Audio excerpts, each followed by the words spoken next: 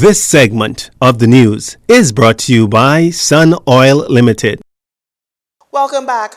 As reported yesterday, schools across the Bahamas, both public and private, will reopen on October 5th. For schools here in New Providence, Abaco, and Eleuthera, they will open in a completely virtual environment, and that's according to Education Minister Jeffrey Lloyd. So what does that mean for those private school students whose parents pay a substantial amount in fees? Well, Mr. Lloyd yesterday said if a child is receiving an education from a private school, whether that be via face-to-face learning or virtual, that service must be paid for. Many parents have expressed disagreement with private schools charging the same amount of tuition for virtual learning as they do for in-person instruction. Minister Lloyd contends that whatever model a school uses, it is still school and students are still being given instructions. Reverend Cunningham, president of the Bahamas Association of Independent Secondary Schools, stated that many of the schools have given discounts for tuition and dropped certain fees to ease the burden on parents.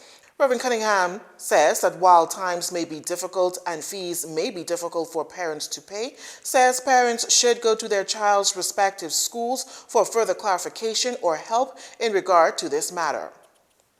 Well, national exams will continue in 2 weeks, according to the Education Minister. The Bahamas Junior Certificate, BJC, and the Bahamas General Certificate of Secondary Education, BGCSE examinations set to begin again on Monday, September 14th and end on Friday, October 2nd. Now, on April 14th, schools in the country should have reopened after being closed on March 16th due to the COVID-19 pandemic. However, the closure was further extended because of an increase in COVID-19 cases.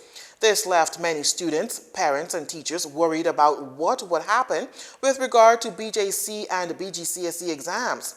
The Ministry of Education announced that despite the setback, national exams would have taken place on July 13th. However, an unexpected spike in cases in the second wave of the virus in the country forced the ministry to suspend the exam dates once again on July 21st.